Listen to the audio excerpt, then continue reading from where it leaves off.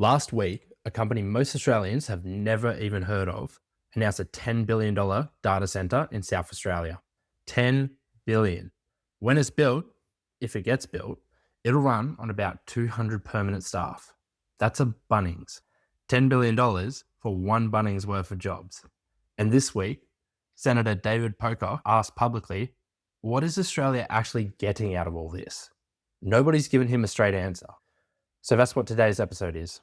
And before we're done, I'll show you one number buried in the grid operator's paperwork that never makes a media release or the news.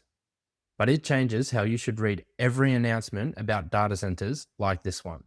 Pull up a seat, regulars. If you're new here, this is RegularsAI. AI content, Australian content, no hype, no doom, just signal. And today is about as home soil as this channel gets. The boom landing at the end of Australian streets. Where the money actually lands, what works really on offer, what it costs us, and why a lot of these will never get built. First, the scale, because the scale is the trap. In 2024, Australia attracted the second most data center investment of any country on Earth. Not per capita, total. Amazon alone has committed $20 billion here by 2029. AirTrunk, an Australian operator most people couldn't even pick out of a lineup, was bought out for more than $24 billion, the biggest data center deal the world had seen. Melbourne's west is filling up with them. Tasmania is getting an AI factory, and South Australia just landed that $10 billion campus from the top of the video. And this matters beyond tech news. In the March quarter, business investment across the whole country got one big shove upward, and nearly all of that shove was data center equipment, $8.7 billion of it. In 3 months. These sheds are quietly holding up Australia's investment numbers while the rest of the economy treads water. And there's a security angle too. Keeping Australian data on Australian soil instead of renting space on somebody else's continent. That's an honest benefit case. It's not nothing. Now, a while back, I made a video about who pays for all this, how the running costs of these buildings can find their way onto your power bill. A bunch of you watched it. Today is the other half of that story. Who actually benefits? Because when a premier stands up in front of the media and says $5 billion of investment, your brain does a thing. It hears money in the bank, jobs down the road. And that's not what the words mean. Not even close. Quick one, before we open the books, if a weekly breakdown of what AI is doing for Australians interests you, hit subscribe and you'll get one of these every Friday. Right. Let's pull apart an invoice. Take one of those multi-billion dollar builds and split it in two. There's the building, the part that stays in Australia. Roughly half that construction cost is electrical. Switchgear, grid connections, backup generators, the lot. A big slice is cooling. The rest is the shell and the land. And that's genuine Australian work. Sparkies, fitters, crane operators, concreters, paid well for years. But the building is the cheap half. The expensive half arrives later, in shipping containers, servers. And an AI server is basically a box of NVIDIA chips that cost tens of thousands of dollars each. That Tasmanian project, 18,500 of NVIDIA's newest GPUs, in stage 1 alone, which lands the first honest insight of this video. A fat slab of every Australian investment headline touches Australia for about as long as it takes to clear customs. The invoice goes to California. The racks come out of Taiwan. What stays here is the land and the labor. The profit lives offshore. Right, so most of the money leaves. What about the jobs? They're real. They're just not the jobs in the headline. That South Australian campus expects about 500 workers on site at the peak of construction. Once the thing is switched on, about 200 ongoing roles. And the independent researchers reckon numbers like that are optimistic because these places are built to run themselves. A facility the size of a shipping terminal run by a crew that would fit in the corner of its own car park. But if you're a tradie or you've got a kid that's choosing a career path, don't switch off yet because the construction wave is real and it runs for years per site. The trades it's desperate for are in genuine worldwide shortage. High voltage electricians above everything and the mechanical people who can keep industrial liquid cooling alive. The builders on these sites are hiring against the shortage right now. And the way in is cheaper than you'd think. The permanent roles aren't IT help desk. They're hands-on. data center technicians, and critical environment engineers, managing megawatt loads and pressurized cooling loops, and test firing diesel generators like it's a Navy drill. Microsoft now runs data center academies with TAFE, New South Wales, and Victoria University. 16-week courses, fully funded. Simulated data center labs, built to feed graduates straight into operator jobs. If you already hold an electrical license, you are, no exaggeration, holding the golden ticket for the entire industry.